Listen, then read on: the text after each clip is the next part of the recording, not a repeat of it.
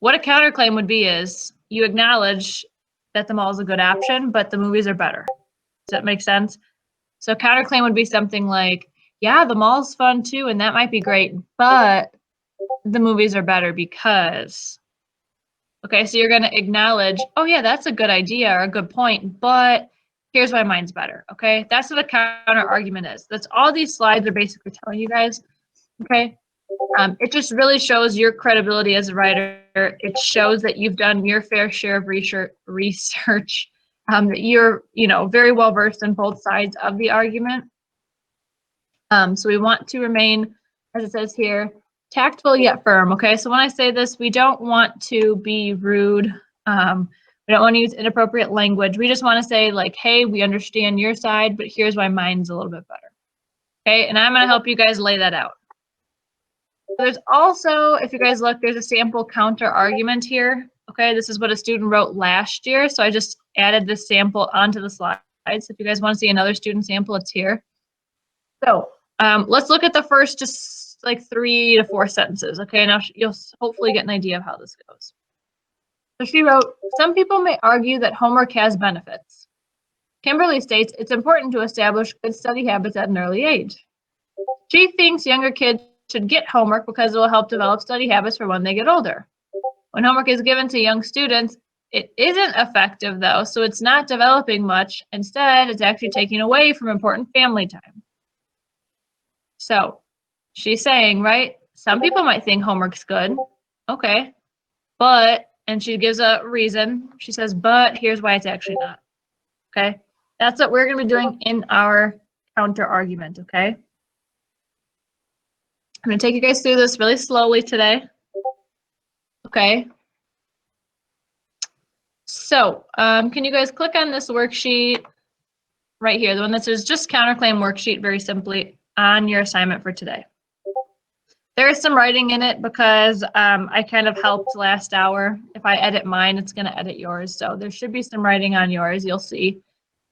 I'll explain what that is. Okay, you're going to change one part of it just a little bit. Open yours up, please, guys.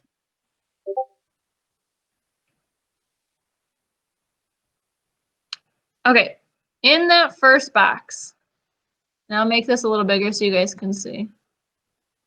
In the first box, it says perspective being examined. All that means is what's your claim? So what's the perspective we're talking about? What is your stance on this, okay? So you guys need to write either school should have a later start time or school should not have a later start time. So you write what you feel, okay? You don't need to have both. Erase whatever one you don't feel. Okay, you just have to keep one. Does this make sense, guys? So just leave one. I'll give you guys a moment. So list your feelings, guys.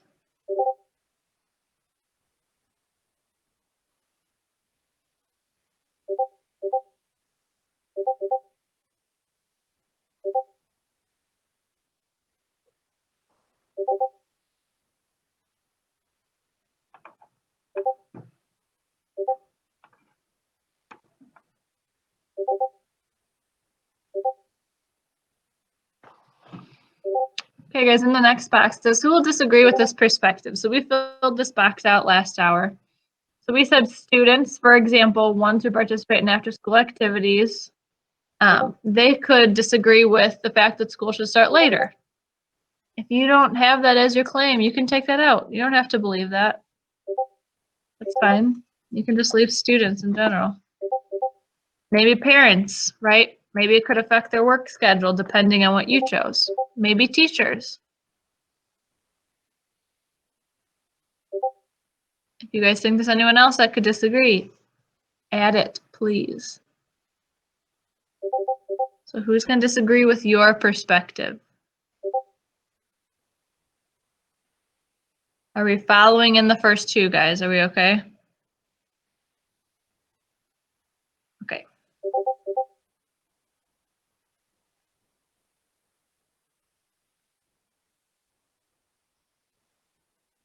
So again, in the first box, it's your claim, guys. Whatever you said, it's fine. It doesn't need to be both, just one or the other.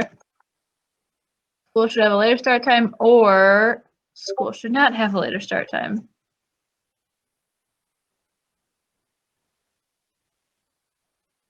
Either or. Just choose one. You shouldn't have both. Next one, who's going to disagree? Students, parents, teachers. You could get more specific and list why. That's totally fine. Then we're going to look at this third box. Okay, here's where it's going to get a little bit trickier. In this third box, it says evidence that causes the disagreement includes source. So what you guys are going to do, if you look in the yellow, it says provide a quote that would support the other side's argument. So remember how the student example I showed you? Oh, excuse me. She adds a quote in here that supports the counter argument. This doesn't support what she says. That's what you guys are going to do. What's the quote that supports the other side? Does this make sense? What quote is going to go against you? So what you guys are going to do for that, you'll open up these articles and you're going to look back through here and find anything that goes for the opposition, okay, or does not agree with what you said.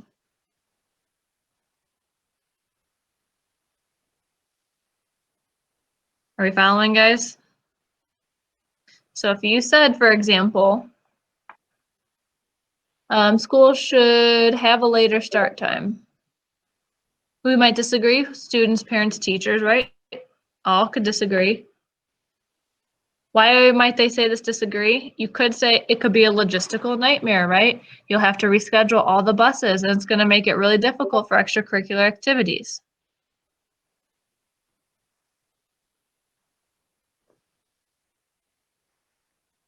Right? Starting later makes it hard for everything after school.